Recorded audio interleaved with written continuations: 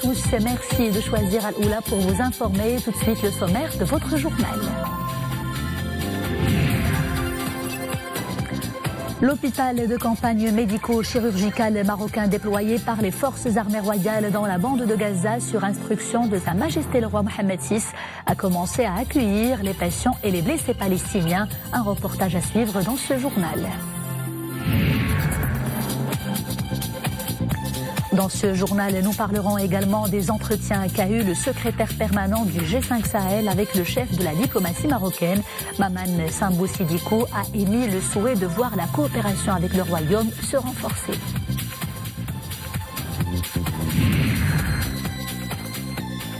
Du football également au menu de cette édition, à J-2 de leur premier match face à l'Iran au mondial russe.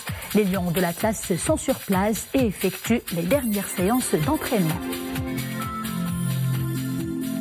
L'organisation de la Coupe du Monde 2026 a été attribuée ce matin à Moscou à la candidature du trio USA, Canada, Mexique. United 2026 s'est imposé en vote final lors du 68e congrès de la FIFA et cela par 134 voix devant le Maroc. Le Royaume a été soutenu par 65 fédérations. Votes or 33%. United Beat got 134 votes. Une page historique sur la question du Sahara marocain a été inaugurée hier au siège des Nations Unies à New York. Pour la première fois dans les annales du comité des 24 relevants de l'Assemblée générale de l'ONU, 2 élus des provinces du Sud y ont participé et ont pris la parole en leur qualité d'élus de la région du Sahara marocain. Notez également que l'initiative d'autonomie pour la région du Sahara marocain a été fortement saluée par la majorité des États membres de ce comité. Le Maroc et les pays du G5 Sahel fédèrent leurs efforts pour sécuriser la région du Sahel et ramener la prospérité économique. La déclaration émane du secrétaire permanent du G5 Sahel en visite dans le Royaume. Maman Sambou Sidiko a eu des entretiens avec le chef de la diplomatie marocaine, Nasser Bourita. Il a émis le souhait de voir cette coopération se renforcer davantage car elle est en tout cas, je cite, condamnée à réussir les développements avec Suad Anachet. Le Maroc et le G5 Sahel développent la même vision pour cette région du continent, confrontée à de nombreux défis sécuritaires mais aussi gouvernance politique, défis économiques et problématiques sociales et démographiques. Condamnée à réussir, la coopération entre les deux parties est appelée à se renforcer davantage. G5 Sahel et Maroc, dans un cadre bien plus précis, travaille à non seulement sécuriser l'espace dont nous parlons, mais surtout à amener la prospérité à nos populations. Il faut une approche qui intègre toutes les autres dimensions. Et là aussi, entre la vision développée par Sa Majesté le Roi dans le cadre de la politique africaine et la vision du G5 Sahel, il y a une grande convergence. Nous avons aussi discuté de l'importance que Sa Majesté le Roi, que le Royaume du Maroc accorde à cette région. Et j'ai dit que pour nous sommes géopolitiquement sahéliens, au regard des liens humains, des liens historiques, même géopolitiquement, ce qui se passe dans cette région impacte l'Afrique du Nord et au-delà, impacte le sud de l'Europe. Le Maroc soutient l'initiative du G5. Une initiative qui représente un changement important dans l'approche des États africains à l'égard des problèmes et des défis qui se posent dans le continent. C'est une coalition qui dépasse les communautés économiques et régionales telles que la CEDEAO, vers une coalition où des pays ont décidé de mutualiser leurs efforts, de mettre en commun leurs ressources pour relever tous les défis. On s'intéresse à présent à la crise syrienne. Des civils ont encore péri dans le nord-est du pays suite aux frappes de la coalition internationale conduite par Washington contre les combattants de Daesh. L'Observatoire syrien des droits de l'homme précise que ces raids ont ciblé un petit village dans la province de Hasakeh, une zone encore aux mains des membres du groupe extrémiste Daesh.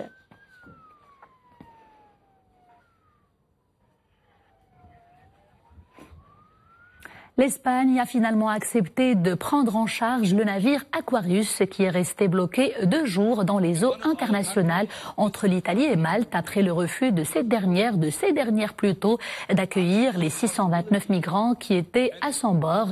L'affaire a été vivement débattue hier au Parlement européen lors d'une session plénière. Les parlementaires ont regretté le manque de solidarité à l'égard des pays en première ligne. Ils ont également dénoncé le blocage persistant sur la réforme des règles européennes en matière d'asile. La réussite du sommet historique entre le président américain et son homologue nord-coréen a suscité une vague de réactions à travers le monde. Les dirigeants internationaux ont salué l'effort, mais ils restent très sceptiques sur les résultats concrets. Pour la Chine, c'est, je cite, le début d'une nouvelle histoire. L'Union européenne affiche pour sa part sa totale confiance par rapport à la possibilité d'atteindre ce projet. La France estime qu'il s'agit d'un pas très significatif. De son côté, la Russie entend ne pas crier victoire trop tôt par rapport à cette affaire.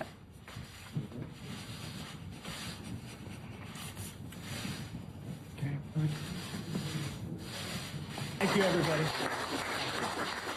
Retour à l'actualité nationale et dans le cadre de notre série de reportages consacrés à l'eau en ce mois béni, nous faisons aujourd'hui escale dans la commune de Tamslouht, dans la province d'Al-Haouz, et focus sur les Noria, une structure qui permet de transporter l'eau et de faciliter son exploitation. Elle est surtout connue pour son efficacité dans la gestion optimale de l'or bleu. Mohamed Louahibi, Zakaria Bouqimbillah.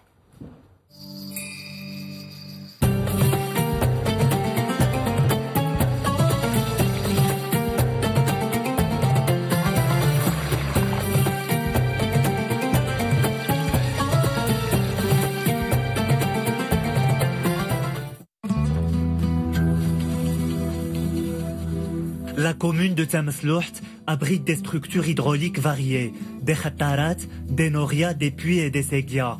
Grâce à l'essor de l'agriculture, plusieurs techniques ont été introduites, dont les noria. Le procédé consiste à drainer les eaux à partir de puits et à les transporter vers des niveaux élevés. Cette structure faite de planches fonctionne à l'aide d'une bête qui fait tourner le dispositif au-dessus d'un puits rectangulaire.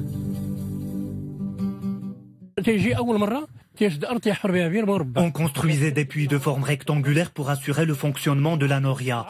Auparavant, on pouvait trouver de l'eau à 12 mètres de profondeur et aussi à 25 mètres, ce qui a causé l'usure de la noria.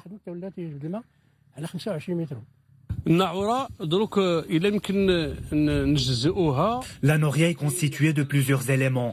Il y a le puits qui est la source d'eau, à côté duquel se trouve une séguia et un réservoir pour stocker l'eau, et une cavité pour les travaux de rénovation. Les norias s'élèvent à 1,5 mètre de la surface irriguée. Ces dispositifs s'appuient sur 4 piliers, comme c'est le cas à Tamslouht. Les norias sont entourés d'arbres afin de fournir de l'ombre et protéger les travailleurs des insolations. La noria ne dépasse pas 1,80 m jusqu'à 2 mètres de hauteur. C'est une roue avec des godets installés sur une chaîne. Les récipients puisent l'eau jusqu'au fond du puits. Le dispositif fonctionne à l'aide d'une bête qui fait tourner la noria.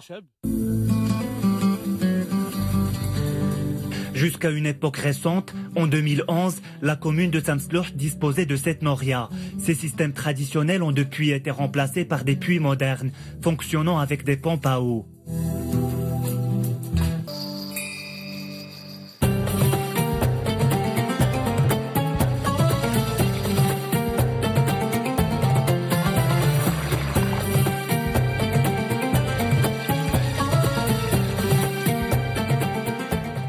L'hôpital médico-chirurgical de campagne est déployé par les forces armées royales dans la bande de Gaza sur instruction de Sa Majesté le roi Mohammed VI a commencé à accueillir les patients et les blessés palestiniens pour leur prodiguer les soins nécessaires. Différentes spécialités sont proposées dans la cardiologie, l'ophtalmologie, la gynécologie, la traumatologie, la pédiatrie et la radiologie notamment. Des images signées par Yassine Dermi, sur un commentaire de Mohamed Elchkar. L'hôpital de campagne médico-chirurgical déployé par les forces armées royales dans la bande de Gaza a commencé hier à accueillir les patients et les blessés palestiniens en vue de leur prodiguer les soins nécessaires dans les différentes spécialités.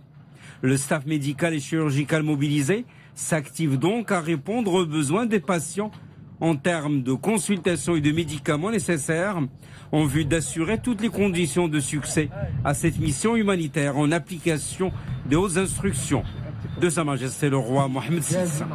Hier, avec l'opérationnalisation de cet hôpital médico-chirurgical de campagne, le représentant permanent du Maroc auprès de la Ligue arabe en a visité les différents pavillons en compagnie du vice-ministre des Affaires étrangères palestinien.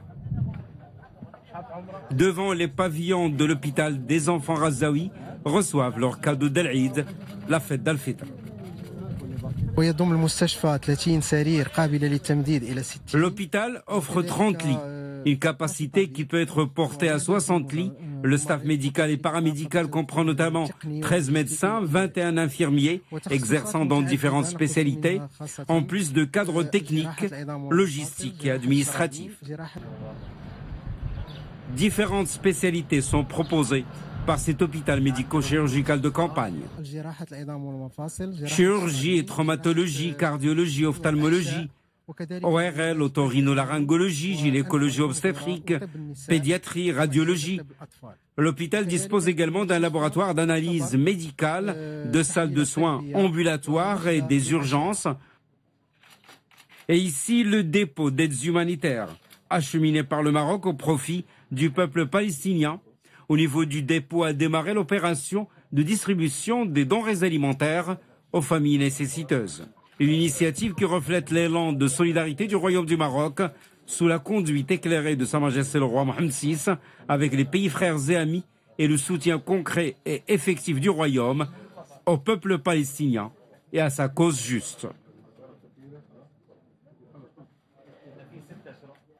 Direction Oujda pour parler de cette soirée caritative organisée par la confrérie Bouchichia au profit des enfants nécessiteux. L'événement s'est déroulé dans une ambiance festive et conviviale. Il est hautement symbolique en ce mois béni car il consacre les valeurs de la solidarité et de l'entraide prônées par l'islam. Rachid Latabi et Moulia Marouche. Il suffit de les voir jouer ensemble pour comprendre combien ce moment est important. Le traditionnel repas du Ftour de Ramadan regroupe dans un même esprit de solidarité les enfants de divers horizons avec ceux d'un centre d'orphelinat à Oujda. Depuis mon enfance, mes parents m'ont appris à cultiver les valeurs de la solidarité et de l'entraide. Nous avons pris le Ftour ensemble, nous avons assisté à une soirée de Madih. Les enfants ont même assisté à une soirée de Sama et de Madih. Ils ont surtout profité de cette ambiance de piété propre au mois de Ramadan.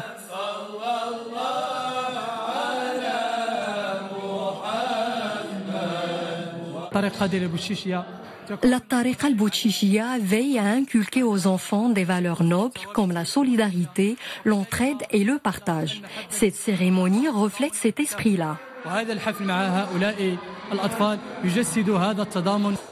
Les bénévoles l'ont bien compris, un geste, un sourire peut suffire à ces enfants et à leur bonheur.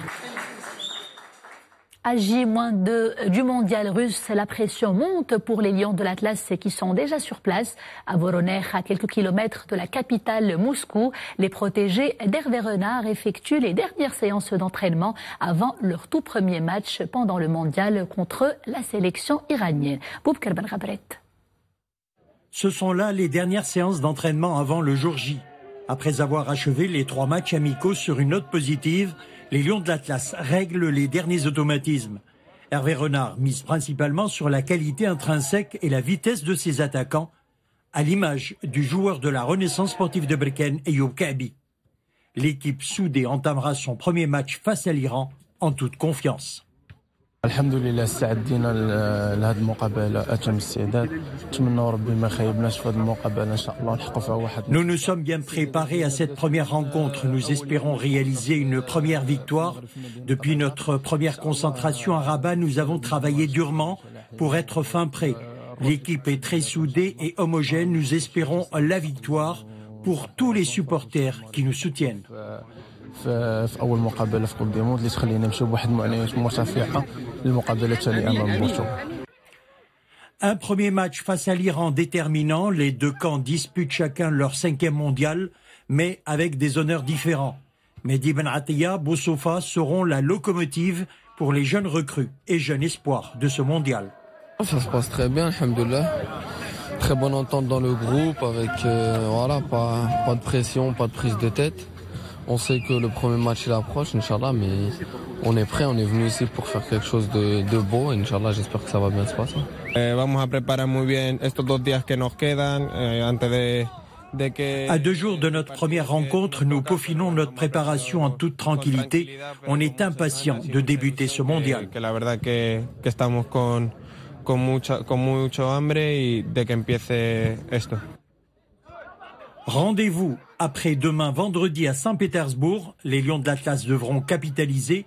Le premier match face aux Iraniens est déterminant pour la suite de la compétition, notamment pour affronter le Portugal et l'Espagne.